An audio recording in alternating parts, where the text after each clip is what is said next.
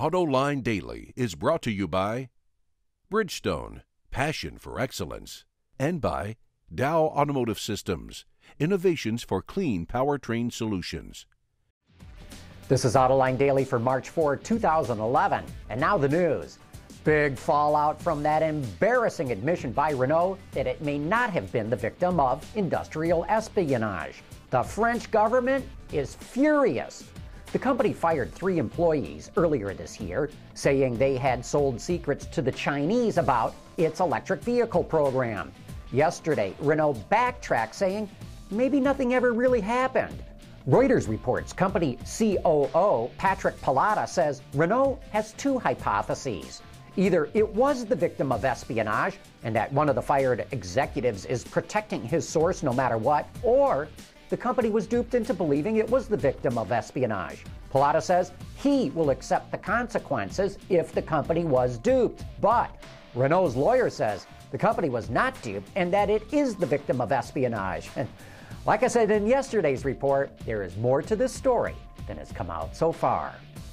We've been warning here for months at Autoline Daily that soaring raw material prices are going to hurt automakers and lead to higher car prices. Now, Bloomberg reports Daimler may see its profits reduced by nearly $1 billion this year, and PSA, which is Peugeot and Citroën, could take a nearly $700 million hit.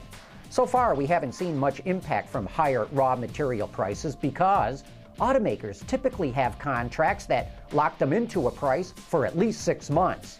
But that impact is just around the corner. Ford officially settled its lawsuit with Ferrari yesterday. It all started when the Italian automaker named its newest Formula One car the F-150. Ford claims it suffered irreparable harm to its F-150 trademark. You'll recall that Ferrari said it would now call the race car by its official full name, the Ferrari F-150th Italia. That seemed to satisfy Ford, but I wonder if Ferrari doesn't have the last laugh. In interviews, Ferrari Formula One driver Fernando Alonso consistently refers to the new car as the F-150, and so do other people in the media that cover Formula One racing. Oh, a point of clarification in yesterday's story about the cost of batteries in the Chevy Volt and Nissan Leaf. The Department of Energy cost estimate is based on the usable energy in the batteries, not the net energy. We reported that based on the DOE guideline, the Volt battery cost about $6,400, while the Leaf battery is about $17,600. Hey, is Acura going to dump the ZDX? Sure sounds like it. Vicky Paponi, American Honda's Assistant Vice President of Product Planning, admits to Wards that the car has not met sales expectations and they haven't decided what direction they should go in with a mid-cycle change. Acura set a meager sales goal of 5,000 annually in the American market, but it only sold 3,200. Acura believes the timing of its launch hurt the ZDX when it was released during the recession in 2009.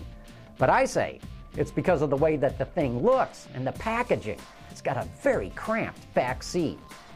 As we mentioned the other day, February auto sales were up more than 27%, but one of the brands which is growing faster than the others is Kia. In fact, coming off last year's record U.S. sales, it just posted another 36% gain for February, thanks in part, they say, to the Super Bowl. Well, clearly for everybody, the market was up in February, and it was a good month for the whole industry. For Kia, we introduced our new Optima following the Super Bowl launch ad, which drove millions of people to consider Kia as well as the Optima. And our Optima sales are extremely brisk right now. Our Soul, as an example, continues to surge. It was up another 86% year over year, and our Sorento was up another 3%, our best-selling vehicle. So for us, when we consider those core models, that is what contributed to the great month. I tell you, this Hyundai-Kia combination is turning into a powerful 1-2 punch. You know, I've seen some strange recalls, but this is the weirdest one yet. The AP reports that Mazda recalled 65,000 Mazda 6s because of spiders. You heard me, spiders.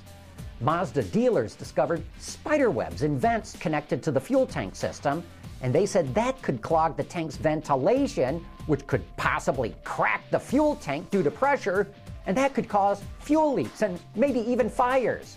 Mazda says owners should take their vehicles to the dealer so they can install a spring so a spider can't get in there. Weird. Coming up next, we'll take a look at what Chrysler's doing to make the interiors on its cars look a whole lot better. Introducing Bridgestone's third generation of run-flat tires with groundbreaking new Bridgestone technologies. Bridgestone run-flat tires offer improved ride comfort, lower rolling resistance, and improved wear while giving you the peace of mind and comfort you need. Under Daimler's and later Cerberus's management, Chrysler was forced to make its cars as cheap as possible. This especially showed up in the interiors, where all Chrysler products seem to be made out of hard plastic. Now the company is moving quickly to dramatically improve the interiors of its cars. Recently, we got a chance to have Brandon Faurote, who heads up design for the Chrysler brand, to show us what they've done with the new Chrysler 300. Hi, I'm Brandon Faurote, head of Chrysler brand design, and today I'll give you a brief tour of the new Chrysler 300 for 2011. The interior has been redone completely. We've really focused on creating a design here that is very sculptural in nature to work cohesively with the exterior of the vehicle. We've done a very nice flowing form from the instrument panel down into the console. The IP flows well into the door panels, and we've really limited the use of chrome in terms of its scale, but really in just small details around the interior. We've done some small elements in chrome on areas like the HVAC controls, whereas the larger elements are a satin chrome. One of the key features of the interior is the new steering wheel that we have here with the touch controls on the front face. We've done a new gauge tool, two gauges that are very deep, very sculptural in nature, a lot of detail. The ice blue lighting when the gauges light up is really a fantastic feature. We've done a new clock that you see there as well. Emulates the shape of the exterior grille, a reinterpretation of the classic Chrysler clock. Below that we have an 8.4-inch touchscreen with a Garmin nav system, and it's really a really great feature when driving the car. And as we go down the center console, again, a lot of attention to detail with the HVAC controls, the shifter gate. We have a timbre door for the cup holders that are hidden below. And basically this interior comes in several different colors. This happens to be a dark and light frost beige interior. We also have a full black interior with black wood. And we've really paid special attention to the detail of the color of the interior to give it a rich, warm, inviting feeling. And even down to the detail of the grain pattern. We've used animal grains that have a very soft look, and all of the materials in the new 300 interior are very soft and pleasing to the touch. And even down to the dual gloss grain, which gives it a very premium feel. So with that, I appreciate giving the opportunity to describe the interior to you. Chrysler is making significant improvements in its interiors across the board, but it's amazing how prior management ever let them get as bad as they got. And that's today's report on the top news in the global automotive industry. Thanks for watching, have a great weekend, and we will see you on Monday.